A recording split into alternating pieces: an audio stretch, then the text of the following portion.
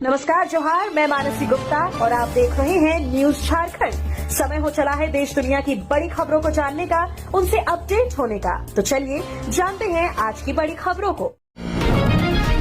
CRPF की गाड़ी फिसलकर 200 feet गहरी खाई में गिरी, 3 की मौत, 5 गंभीर, 21 जवान सवार थे। जम्मू के उधमपुर में हादसा। जम्मू कश्मीर के उधमपुर जिले के बसंतगढ़ इलाके में गुरुवार सुबह 10:30 बजे सीआरपीएफ जवानों की बंकर गाड़ी 200 फीट गहरी खाई में गिर गई। हादसे में 3 जवानों की मौत हो गई, जबकि 15 अन्य घायल हो गए। प्रशासन के मुताबिक 5 जवानों की हालत गंभीर है। सीआरपीएफ के अफसरों के अनुसार गाड़ी जवानों के एक दल को ले जा रहा था, जो सड़क से फिसलकर खड़ी ढलान से नीचे खाई में जा गिरी। 3 शव घटनास्थल से बरामद किए जा चुके हैं, जबकि कई घायल जवानों को गंभीर हालत में रेस्क्यू कर पास के अस्पताल में भर्ती कराया गया है। मोदी बोले, किसानों पशुपालकों के हितों से समझौता नहीं। टैरिफ का जिक्र किए बिना कहा, इसकी कीमत चुकानी होगी। अमेरिका इन सेक्टर में एंट्री चाहता है। पीएम नरेंद्र मोदी ने गुरुवार को अमेरिकी टैरिफ का जिक्र किए बिना कहा कि हमारे लिए अपने किसानों का हित सर्वोच्च प्राथमिकता है। भारत अपने किसानों, पशुपालकों और मछुआरे भाई बहनों के हितों के साथ कभी भी समझौता नहीं करेगा। पीएम मोदी ने गुरुवार को दिल्ली में एमएस स्वामीनाथन शताब्दी अंतर्राष्ट्रीय सम्मेलन में कहा, मैं जानता हूं कि व्यक्तिगत रूप से मुझे बहुत बड़ी कीमत चुकानी पड़ेगी, लेकिन मैं इसके लिए तैयार हूं। पीएम मोदी का यह बयान अमेरिका के भारत पर 50% टैरिफ के ऐलान के एक दिन बाद आया। दरअसल अमेरिका भारत के एग्रीकल्चर और डेयरी सेक्टर में अपनी शर्तों के साथ एंट्री चाहता है। कई दौरों की मीटिंग के बाद भारत इस पर तैयार नहीं है। भारत से अमेरिका भेजे जाने वाले सामानों पर आज यानी 7 अगस्त से 25% टैरिफ लगेगा। वहीं 25% एक्स्ट्रा टैरिफ 27 अगस्त से लागू होगा। हिमाचल के शिमला में बादल फटा, बाढ़ आई। यूपी में नदियां उफान पर, 360 मकान ढहे। 2 दिन में 16 लोगों की मौत। हिमाचल प्रदेश में 2 दिन से जारी भारी बारिश ने जनजीवन अस्त व्यस्त कर दिया है। शिमला जिले में बुधवार रात 10:15 बजे बादल फट गया, जिससे नोगली नाले में बाढ़ आ गई। बुधवार को मंडी के दवाड़ा में चंडीगढ़ मनाली 4 लेन के फ्लाईओवर पर लैंडस्लाइड से दरारें आ गई हैं। प्रदेश में मंडी मनाली चंडीगढ़ शिमला 4 लेन समेत 533 सड़कें बंद हो गई हैं। यूपी में लगातार बारिश से नदियां उफान पर हैं। प्रयागराज, वाराणसी समेत 24 जिलों के 1245 गांव बाढ़ की चपेट में हैं। बारिश के चलते अब तक 360 मकान ढह चुके हैं। पिछले 2 दिन में बाढ़ और बारिश से जुड़े हादसों में 16 लोगों की मौत हुई है। बुधवार को फर्रुखाबाद के पंखियन गांव में गंगा नदी में एक मकान 10 सेकंड में समा गया। लखीमपुर खीरी में शारदा नदी उफान पर है। पंजाब में 5 साल बाद भाजपा गांव में करेगी एंट्री। लैंड पूलिंग पॉलिसी के विरोध में निकालेगी यात्रा। किसान आंदोलन से बनी थी दूरी। पंजाब में 3 कृषि कानूनों की वजह से 2020 में बीजेपी से राज्य के किसानों में नाराजगी पैदा हुई थी। इस वजह से उसका शिरोमणि अकाली दल से गठबंधन भी टूट गया था। भले ही इसके बाद हुए चुनावों में बीजेपी का वोट प्रतिशत बढ़ा, लेकिन सीटों में फायदा नहीं हुआ। अडानी पावर को बिहार में 2400 मेगावाट क्षमता की थर्मल पावर परियोजना स्थापित करने के लिए लेटर ऑफ इंटेंट प्राप्त हुआ है। ये ग्रीनफील्ड परियोजना भागलपुर जिले में स्थापित की जाएगी और इसमें लगभग $3 अरब का निवेश किया जाएगा। पंजाब सीएम को हत्या की धमकी। आतंकी बोला, 15 अगस्त को निशाने पर रहोगे। मंदिर समेत 3 जगह खालिस्तानी लिखवाने का दावा। खालिस्तानी आतंकी संगठन सिख फॉर जस्टिस के मुखिया गुरपतवंत सिंह पन्नू ने अब पंजाब के मुख्यमंत्री भगवंत मान को हत्या की धमकी दी है। पन्नू ने वीडियो जारी कर कहा कि इस बार 15 अगस्त पर फरीदकोट में भगवंत मान निशाने पर रहोगे। हम भगवंत मान के झंडा फहराने का विरोध करते हैं।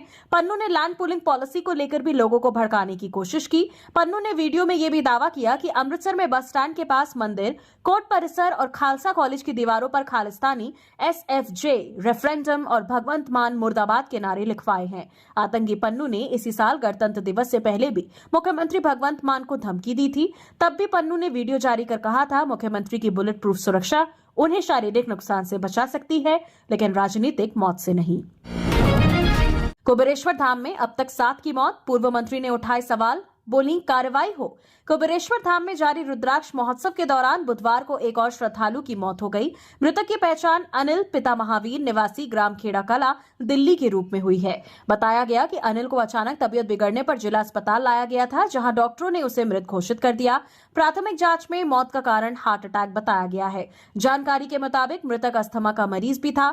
इसके पहले 5 अगस्त को कांवड़ यात्रा से पहले धक्का मुक्की और भगदड़ में 2 महिलाओं की मौत हो गई थी। इनका नाम जसवंती बेन सेन था जो राजकोट से आई थी। साथ ही फिरोजाबाद से आई संगीता गुप्ता भी हादसे का शिकार हो गई थी। वहीं 6 अगस्त को गुजरात से आए 50 साल के चतुर सिंह, हरियाणा के 65 साल के ईश्वर सिंह यादव और रायपुर से आए 57 वर्षीय दिलीप कुमार की मौत हो गई थी। प्रशासन ने इन 3 मौतों का कारक प्राकृतिक बताया था।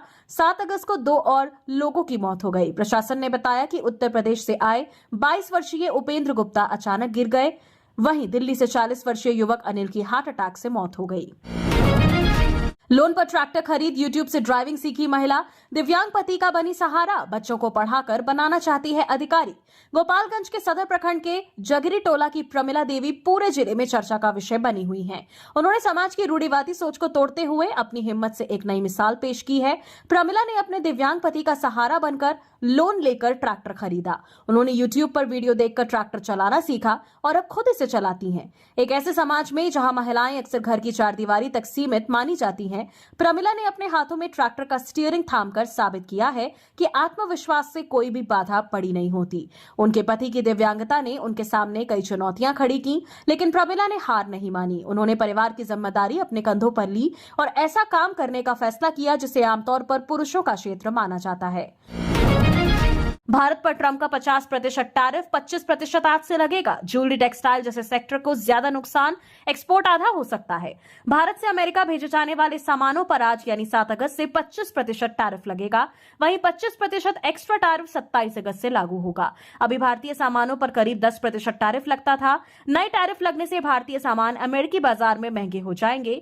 ग्लोबल ट्रेड रिसर्च इनिशिएटिव यानी GTRI के फाउंडर्स अजय श्रीवास्तव ने कहा, टैरिफ के कारण अमेरिका को होने वाले निर्यात में 40 से 50% की कमी आ सकती है। हालांकि भारत के एक्सपोर्ट्स ने कहा, माल बेचने के लिए उनके पास अमेरिका के अलावा दुनिया भर के बाजार हैं। ज्वेलरी जैसे कई सेक्टर्स में भारत का अमेरिका को निर्यात टैरिफ कम होने की वजह ज्यादा है। अब एक्सपोर्ट्स दुनिया के बाकी बाजारों में हिस्सेदारी बढ़ा सकते हैं। गया एयरपोर्ट के गे कोड पर भड़के भाजपा सांसद भीम सिंह बोले, पढ़ने सुनने में अच्छा नहीं लगता। मंत्री ने कहा, कुछ नहीं हो सकता। भाजपा के राज्यसभा सांसद भीम सिंह चंद्रवंशी ने 5 अगस्त को गया इंटरनेशनल एयरपोर्ट के कोड गे पर आपत्ति जताई। सांसद के मुताबिक गे कोड सामाजिक और सांस्कृतिक रूप से आपत्तिजनक है और उन्होंने सरकार से इसे सम्मानजनक और सांस्कृतिक रूप से दूसरे कोड में बदलने की मांग की। सांसद भीम सिंह ने संसद में अपने सवाल में कहा कि गया एक धार्मिक और पौराणिक शहर है, उसका ऐसा कोड नहीं होना चाहिए जो उसके गौरवमयी इतिहास को ठेस पहुंचाए। दरअसल गे अंग्रेजी का शब्द है, इसका अर्थ समलैंगिकता से जुड़ा है। समलैंगिकता को बेशक सुप्रीम कोर्ट ने अपनी अनुमति दे रखी है, पर इसे सामाजिक रूप से भारत में अब भी स्वीकारा नहीं गया है।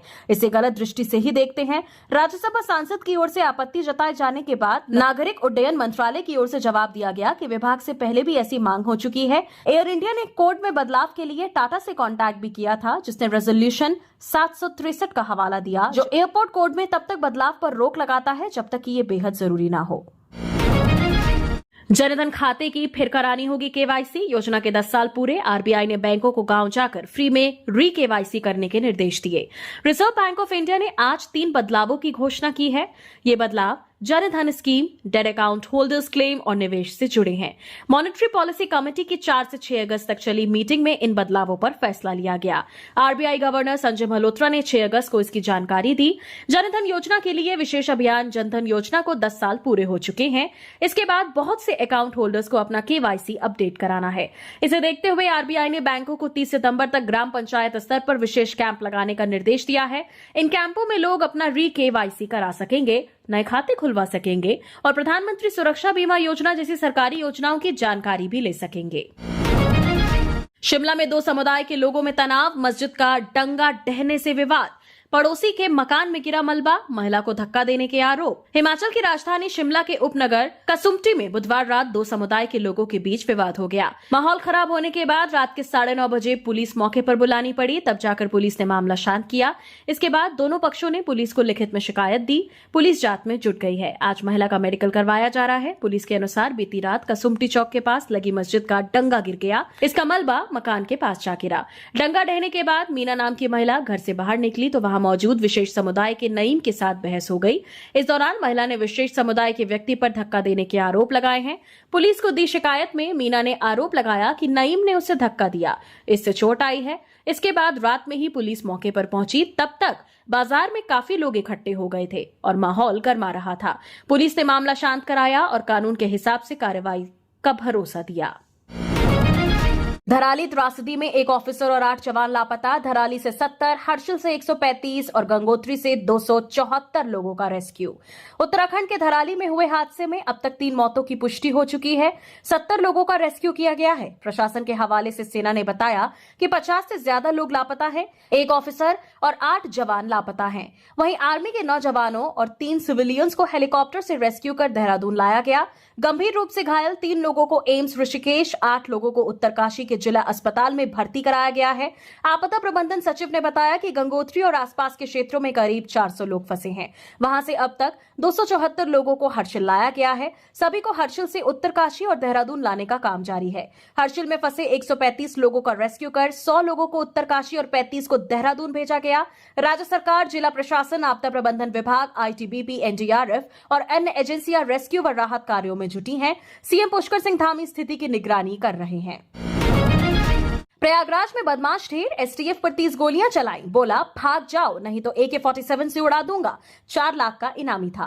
प्रयागराज में यूपी एसटीएफ ने झारखंड के कुख्यात गैंगस्टर छोटू धनबादिया उर्फ आशीष रंजन को ढेर कर दिया। आशीष रंजन पर 4 लाख रुपए का इनाम था। एसटीएफ इंस्पेक्टर प्रयागराज जेपी राय ने बताया, आशीष एमपी के रास्ते शंकरगढ़ पहुंचा था। सर्वेलांस से उसकी लोकेशन ट्रेस हुई। शंकरगढ़ के शिवराज चौराहे पर घेराबंदी की गई। यहां बाइक से आशीष रंजन आता हुआ नजर आया। एसटीएफ ने उसे रोकने की कोशिश की। पुलिस को देख उसने गाड़ी की स्पीड तेज कर ली। एसटीएफ ने उसका पीछा किया। कुछ दूर जाकर उसने AK-47 से अंधाधुंध फायरिंग शुरू कर दी। टीम ने क्रॉस फायरिंग की। इसमें गोली आशीष रंजन को लग गई। खून से लथपथ होकर वहीं गिर गया। उसे अस्पताल ले जाया गया, जहां डॉक्टरों ने उसे मृत घोषित कर दिया। एसटीएफ के मुताबिक 10 मिनट तक मुठभेड़ चली। 46 राउंड फायरिंग हुई। इसमें से 16 राउंड फायरिंग एसटीएफ ने की। बदमाश के पास से AK-47 पिस्टल और 9mm कारतूस मिले हैं। हिसार की इंटरनेशनल रेसलर पूजा की बिजनेसमैन से सगाई। दोनों ने एक दूसरे का अंगूठी पहनाई। दंगल फिल्म ठुकराई। ओलंपिक गोल्ड मेडलिस्ट को हरा चुकी। हरियाणा की इंटरनेशनल रेसलर पूजा ढांडा ने बिजनेसमैन अभिषेक बूरा से सगाई कर ली है। गुरुवार को हिसार में तोशाम रोड पर स्थित ताज पैलेस में दोनों ने एक दूसरे को रिंग पहनाई। इससे पहले पूजा और अभिषेक ने फोटोशूट भी कराया। 13 नवंबर को इसी पैलेस में इनकी शादी होगी। पूजा अरेंज मैरिज कर रही हैं। उनके पिता अजमेर ढांडा ने रिश्ता तय किया है। इससे पहले 23 फरवरी को रोके की रस्म हुई थी। पूजा फिलहाल हिसार के सुंदर नगर में रह रही हैं और हिसार में बतौर सीनियर कुश्ती ट्रेनर अपनी सेवाएं दे रही हैं। पिता अजमेर ढांडा पशुपालन विभाग से ड्राइवर रिटायर्ड हुए थे। हिसार के महावीर स्टेडियम से पूजा ने कुश्ती की शुरुआत की थी। आज वो इस स्टेडियम में बच्चों को कुश्ती की ट्रेनिंग देती हैं। पूजा की मां कमलेश ढांडा गृहिणी हैं।